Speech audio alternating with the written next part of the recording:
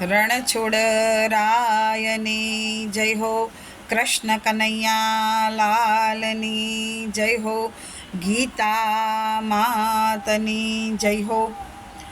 અધ્યાય 13મો, ક્ષેત્ર ક્ષેત્રજ્ઞ યોગ. 13મા અધ્યાયનો સારાંશ. અર્જુન પ્રકૃતિ અને પુરુષ, ક્ષેત્ર અને ક્ષેત્રજ્ઞ, જ્ઞાન કે જ્ઞેય એ વિશે જાણવા ઈચ્છા વ્યક્ત કરતા શ્રી કૃષ્ણ કહે છે, આ શરીર ક્ષેત્રના નામે ઓળખાય છે અને શરીરને જે ઓળખે છે તે ક્ષેત્રજ્ઞ નામે ઓળખાય છે. સર્વ ક્ષેત્રમાં ક્ષેત્રજ્ઞ પણ તું મને જ જાણ. આ જ્ઞાન તે જ સાચું જ્ઞાન છે. જે ક્ષેત્ર અહંકાર, બુદ્ધિ, સુખ દુઃખ, ચૈતન્ય, ધીરજ વગેરે વિકારોવાળું છે તે અનાદિ પરબ્રહ્મ અને સત કે અસત કહી શકાતું નથી. જે સર્વ ઇન્દ્રિયો તથા વિષયો રૂપે ભાસે છે છતાં પણ સર્વ ઇન્દ્રિયોથી રહિત, આસક્તિથી રહિત, સર્વને ધારણ પોષણ કરનાર, ગુણોથી રહિત છે છતાં ભોગતા છે. પ્રકૃતિ અને પુરુષ આ બંનેને તું અનાદિકાળથી જાણ. જે મનુષ્ય બધા પ્રકારના કાર્યો પ્રકૃતિ વડે કરતા જુએ છે તે આત્માને અકર્તા તરીકે જુએ છે તે જ સાચું જુએ છે. જેમ સૂર્ય સર્વલોકને પ્રકાશમય કરે છે તેમ આત્મા સમગ્ર શરીરને પ્રકાશમય કરે છે. જેઓ ક્ષેત્ર અને ક્ષેત્રજ્ઞના ભેદને જાણે છે તે પરબ્રહ્મ પામે છે. અધ્યાય 13મો, ક્ષેત્ર ક્ષેત્રજ્ઞ યોગ. અર્જુન શ્રી કૃષ્ણને પૂછે છે કે, હે કેશવ, પ્રકૃતિ અને પુરુષ, ક્ષેત્ર અને ક્ષેત્રજ્ઞ, જ્ઞાન અને જ્ઞેય વિશે મને જાણવાની ઘણી ઈચ્છા છે.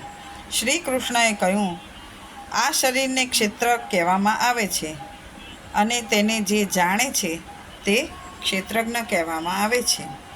બધા ક્ષેત્રોમાં ક્ષેત્રજ્ઞને પણ તું મને જ જાણ. ક્ષેત્રજ્ઞમાં વાસ્તવિક સ્વરૂપને જાણે છે તે જ્ઞાની છે. ક્ષેત્ર ક્ષેત્રજ્ઞનું તત્વ ઋષિ દ્વારા વેદ બ્રહ્મસૂત્રોના પદો દ્વારા પણ વર્ણવાયું છે. પંચમહાભૂત, અહંકાર, બુદ્ધિ, ત્રિગુણમયી માયા, 10 ઇન્દ્રિયો, મન તથા 5 ઇન્દ્રિયો, વિષયો, ઈચ્છા, દ્વેષ, સુખ દુઃખ, સ્થૂલ દેહનો પિંડ, ચેતના, ધૃતિ, વિકારો, આવાળું શરીર ક્ષેત્ર કહેવાયું છે. અમાનીપણું, અદંભીપણું, અહિંસા, સરળતા, ક્ષમા, આચાર્યની સેવા, પવિત્રતા, સ્થિરતા, માનસિક સંયમ, ઇન્દ્રિયોના વિષયો પર વૈરાગ્ય, અહંકાર રહિતપણું, જન્મ મરણ, ગળપણ, રોગમાં દુઃખ, દોષો જોવા, અનાસક્તિ, પુત્ર સ્ત્રી ઘર આદિ પર મમતાનો અભાવ, નિત્યચિત્તની સમાનતા, મારા પ્રત્યે અનન્ય ભક્તિને જ્ઞાન કહેવામાં આવ્યું છે. જ્યારે આનાથી ઉલટું છે તેને અજ્ઞાન કહેવાય છે. જેને જાણીને માણસ મોક્ષ પામે તે જ્ઞેય શું છે તે કહીશ. તે અનાદિ પરબ્રહ્મ છે. તે ન કહેવાય સત કે ન કહેવાય અસત. તેને હાથ પગ, આંખ, માથું, મોઢું, કાન છે. આ લોકમાં તે બધું સર્વવ્યાપીને રહેલ છે. તેને વિશે બધી ઇન્દ્રિયોના ગુણોનો આભાસ થાય છે. તે ગુણરહિત છે છતાં ગુણોનો ભોગતા છે. ભૂતોની બહાર અંદર ગતિમાન, સ્થિર, દૂર, નજીક છે. તે અવિભક્ત છતાં વિભક્ત જેવું છે. જે પ્રાણીઓનો પાલક, નાશક અને ફરી ઉત્પન્ન કરતા છે તે જ્યોતિઓનું પણ જ્યોતિ છે. તે અહંકારથી પર, જાણવા યોગ્ય જ્ઞાનથી મપાય તેવું અને બધાના હૃદયમાં વસે છે. આમ ક્ષેત્ર, જ્ઞાન અને જ્ઞેય એ વિશે મેં તને ટૂંકાણમાં કહ્યું. મારો ભક્ત તે જાણીને મારા સ્વરૂપ સુધી પહોંચવાને યોગ્ય બને છે. પ્રકૃતિ અને પુરુષ અનાદિ છે અને એમ પણ જાણ કે તમામ વિકારોને ગુણો પ્રકૃતિમાંથી ઉત્પન્ન થાય છે. પ્રકૃતિ એ કાર્ય અને કારણના કર્તાપણામાં હેતુ બને છે. જીવાત્મા સુખ અને દુઃખને ભોગતાપણામાં હેતુ બની જાય છે. ગુણોનો સંગ જીવાત્માને સારી ખરાબ યોનિમાં જન્મ લેવા માટે કારણભૂત બને છે. આ જીવાત્મા શરીરમાં રહેવા છતાં તે તેનાથી અલગ છે. તે પાસે રહેલો જીવ છતાં કેવળ દ્રષ્ટા જ છે.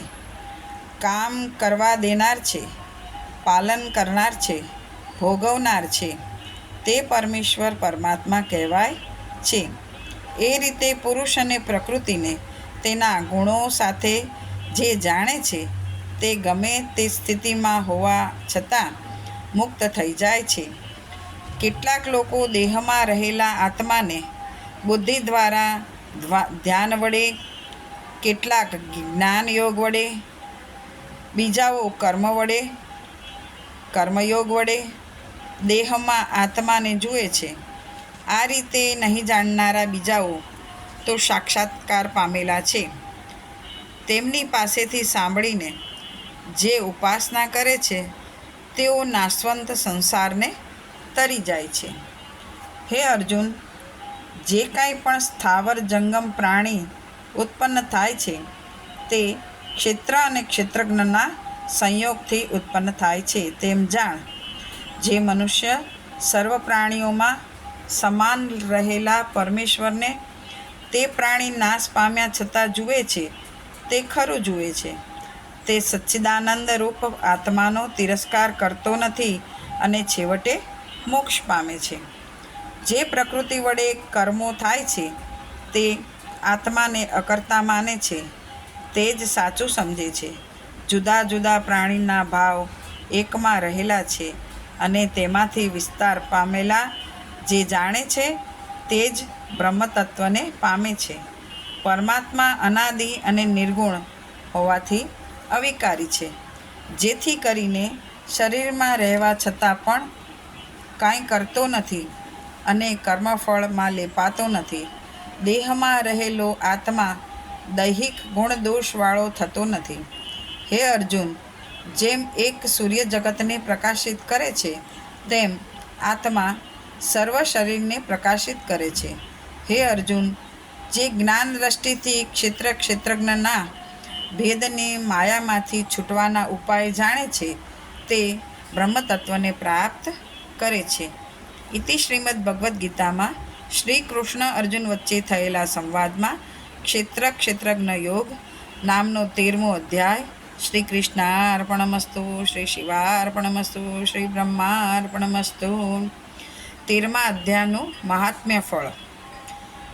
ભગવાન શંકરે પાર્વતીજીને અને ભગવાન વિષ્ણુએ લક્ષ્મીજીને તેમના કહેવાથી 13મા અધ્યાયનું મહાત્મ્ય ફળ શું છે તે બતાવવા આ કથા કહી. દક્ષિણમાં તુંગભદ્રા નદીના કિનારે હરિહરપુર નામનું એક નગર હતું. આ નગરમાં હરદીક્ષિત નામે એક પવિત્ર બ્રાહ્મણ રહેતો હતો. આ બ્રાહ્મણ જેટલો પવિત્ર અને ધર્મી હતો તેટલી જ તેની વિરુદ્ધ તેની સ્ત્રી દુષ્ટ અને ઉલટા હતી. બ્રાહ્મણ જ્યારે બહાર જાય ત્યારે તે સ્ત્રી ઘરની બહાર નીકળી પડતી અને બીજા પુરુષોને ફસાવી રંગરાગ માણતી. આ અધમ સ્ત્રીના કુકર્મોથી તેને ભયંકર રોગ લાગુ પડ્યો. ઘણા ઉપાય કરવા છતાં તે રોગમુક્ત ન થઈ શકી અને રીબાઈને મરણ પામી. તેણે ઘણી નરક યાતનાઓ ભોગવી. છેવટે તેનો જન્મ એક ચાંડાલને ત્યાં થયો. એક દિવસ તે બ્રાહ્મણને ત્યાં મોટો ઉત્સવ થઈ રહ્યો હતો. ત્યાં ખાવાનું લેવા આ ચાંડાલણી આવી. તે બહાર દ્વાર ઉપર બેઠી. અચાનક ચાંડાલણીને ગભરામણ થઈ. થોડી વારમાં તે મૃત્યુ પામી. આથી ઉત્સવમાં ભાગ લેવા આવેલા લોકો ત્યાં એકઠા થયા. બ્રાહ્મણ પણ બધા કામ પડતા મૂકીને ત્યાં પહોંચ્યો. આ વખતે બધાએ જોયું કે આકાશમાંથી વિમાન આવ્યું છે અને તેમાં બેઠેલી દેવાંગનાઓ ચાંડાળીને ઉત્તમ વસ્ત્રો પહેરાવીને લઈ જઈ રહી છે. આ જોઈ લોકો વિસ્મય પામ્યા.